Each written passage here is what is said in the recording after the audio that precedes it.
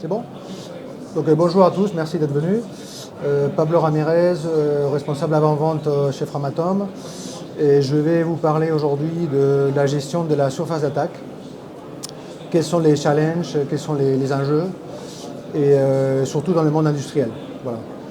Et par ailleurs, je vais aussi vous parler de la NIS 2 parce que voilà, c'est un peu le sujet d'actualité cette année. Et du coup, quel est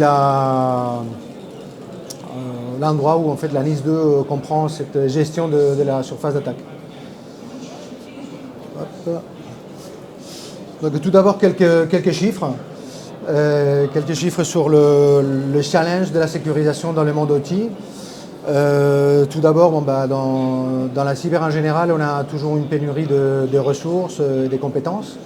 Donc c'est encore plus vrai dans le monde industriel et de la cyber industrielle, puisque en fait, les personnes doivent avoir la double compétence, connaissance des automatismes du monde industriel et aussi de la cybersécurité. Et également, un chiffre intéressant d'une étude d'IBM où en fait on nous dit que 84% des attaques auraient pu être évitées si on avait appliqué tout simplement les bonnes pratiques, en fait, les bonnes pratiques de cybersécurité sur des équipements. Voilà, c'est des choses logiques que tout le monde peut faire. Et donc ça aurait pu éviter pas mal d'accès, surtout la partie accès sur les systèmes. Et troisième chiffre, ou troisième élément, c'est que uniquement un tiers des utilisateurs ou des clients finaux ont un SOC cyber OT. Donc c'est quelque chose qui commence à s'implanter, mais seulement un tiers aurait cette capacité-là. Et ce qui permet ce qui reflète le fait que la détection d'attaque elle est beaucoup moins résiliente dans le secteur industriel. Et puis finalement, un gap culturel entre les équipes cyber, RSSI et les équipes industrielles, entre le responsable de la production, le responsable de la maintenance et quelqu'un qui est plutôt en train de gérer le risque cyber. Des fois, il y a des malentendus, des objectifs qui ne sont pas les mêmes. Et voilà, il y a un sujet vraiment culturel autour de la cyber industrielle.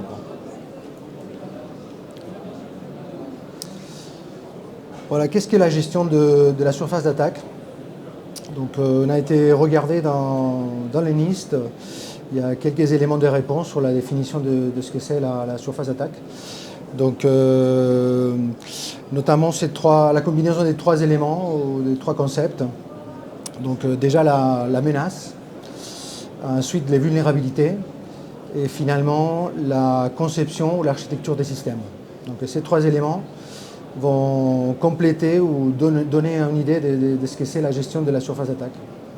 Et évidemment, ce qui est reflété dans les listes et ce qu'on veut tous, c'est que cette surface d'attaque elle soit réduite. Et cela implique mécaniquement aussi la réduction du risque, en fait, du risque cyber. Donc voilà, c'est un peu l'objectif. Donc réduction de la surface, réduction du risque.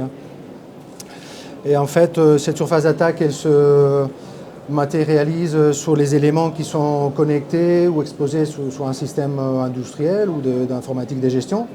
Donc là, vous voyez un certain nombre, donc des équipements connectés, des équipements qui peuvent se retrouver dans le cloud, des sites web, des équipements industriels, voilà. Et en fait, il y a aussi un concept de surface d'attaque extérieure et de surface d'attaque intérieure. On parle souvent de la surface d'attaque extérieure parce que c'est celle qui est la plus visible en fait, et c'est sur laquelle beaucoup de gens s'intéressent. Mais il y a aussi la gestion de la surface d'attaque de l'intérieur, puisque voilà, quelqu'un peut déjà être connecté sur un réseau, et si on améliore en fait cette résilience cyber ou cette diminution de la surface d'attaque depuis l'intérieur, ça pourra améliorer encore la cybersécurité ou la protection en fait, cyber d'une organisation. Donc voilà. Donc autour de cette gestion de la surface d'attaque, donc on peut imaginer un processus un peu infini, avec une boucle infinie, où en fait on va essayer au fur et à mesure qu'on avance d'améliorer ou de réduire cette surface d'attaque. Et ça, on peut y arriver tout d'abord avec une partie plutôt identification des actifs, des informations qui proviennent des vulnérabilités, des correctifs. Et ensuite, une deuxième partie qui est plutôt la remédiation. Voilà, comment on va appliquer des patchs ou segmenter un réseau ou peut-être isoler des actifs. En fait, toutes ces opérations d'atténuation du risque ou de diminution de la surface d'attaque vont permettre de manière continuelle en fait, améliorer le risque cyber. Voilà. Ensuite, on rentre dans les challenges, parce qu'il y a plusieurs challenges pour bien maîtriser ou bien réduire cette surface d'attaque. Tout d'abord, l'inventaire. Et consolider un inventaire est toujours compliqué dans les organisations complexes, avec beaucoup de sites, des environnements plutôt industriels des fois ou pas. En fait, c'est toujours un challenge de pouvoir combiner toutes les informations à un seul endroit et pouvoir avoir une visibilité de l'exposition au risque cyber depuis un point central. Et donc voilà, plusieurs techniques sont nécessaires. Et en fait, on pense depuis Framatome qu'une approche unique n'est pas valable. Il faut toujours une approche plutôt hybride, où on va combiner des approches avec des agents, des connexions à des équipements, des informations qui proviennent de diverses sources. Et voilà, donc c'est un vrai challenge quand on voit tous les types d'actifs qu'on peut retrouver dans une organisation. Alors, le deuxième challenge, c'est ce qu'on appelle la séparation entre le signal et le bruit, quoi. Pouvoir différencier le signal du bruit. Et ceci est très visible lorsqu'on parle des vulnérabilités, puisqu'en fait, il y a un grand nombre de vulnérabilités qui sont publiées régulièrement. Que là, aujourd'hui, on en est à peu près à 100 et quelques vulnérabilités par jour qui sont publiées par le NIST. Et donc, en fait, ça a augmenté depuis les années précédentes. Donc, en fait, chaque année augmente de manière significative. Là, on a eu une hausse de 35% depuis l'année dernière.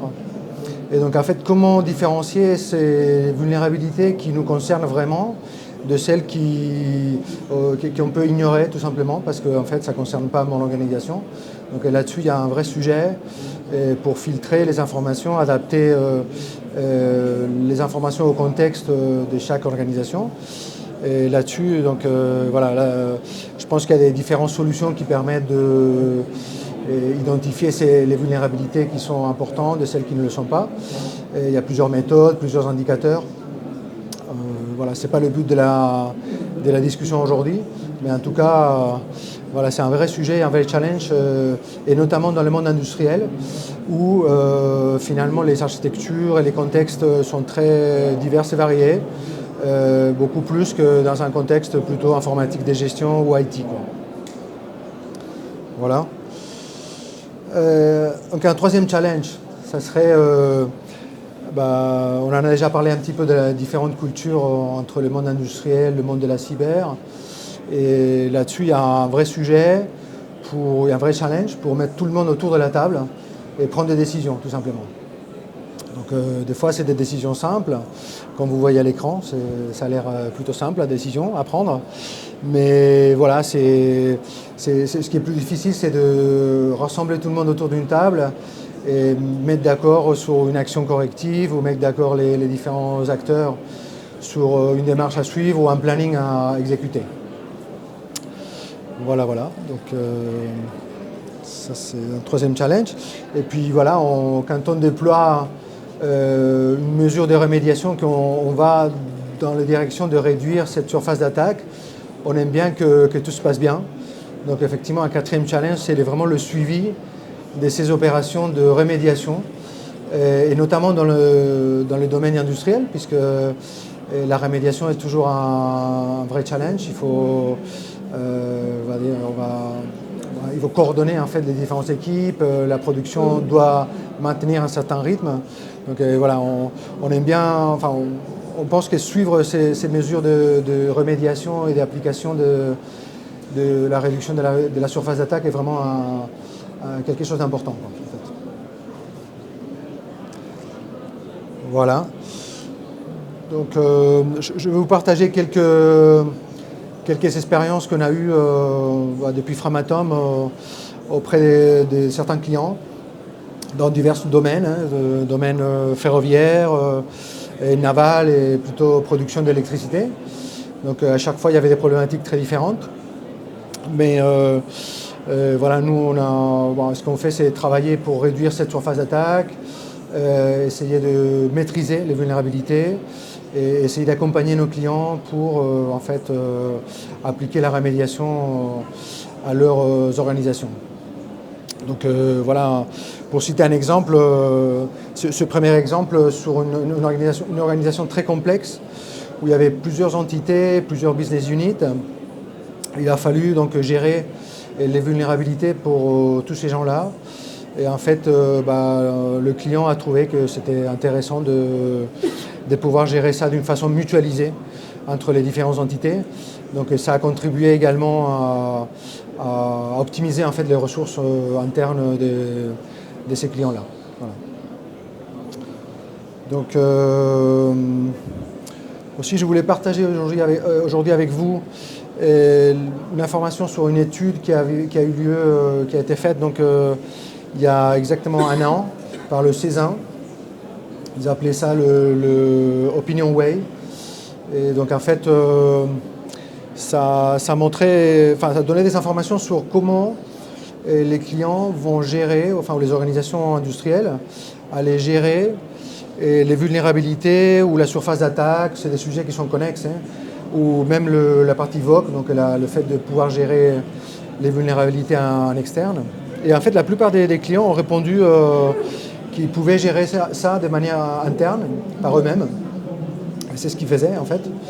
Et par contre, en 2024, nous, on a expérimenté, on a pu constater que de plus en plus, les clients venaient nous voir pour en fait, gérer les vulnérabilités pour eux. Donc on pense qu'il y a une tendance aujourd'hui, à confirmer par le prochain Opinion Way, mais il y aurait une tendance à vouloir gérer ces vulnérabilités, ces failles, par quelqu'un d'un peu expérimenté dans le domaine, parce qu'effectivement ça demande un peu d'expertise. Et voilà. Donc, on pense que c'est une tendance dans le marché, mais je voulais partager ça avec vous. Et puis finalement, ça c'est mon dernier slide.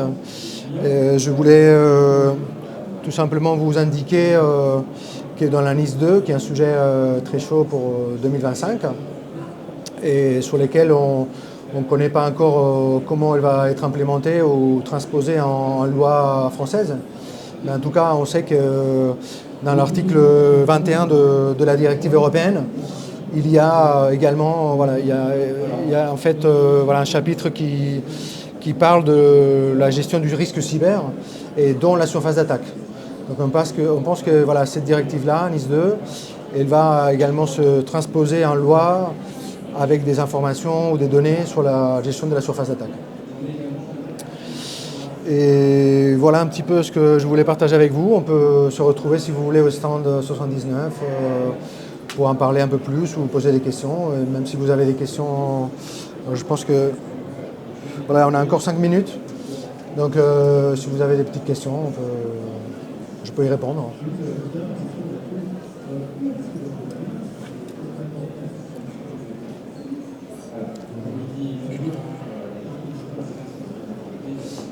Voilà, s'il n'y a pas de questions, on peut en conclure. Merci beaucoup pour votre...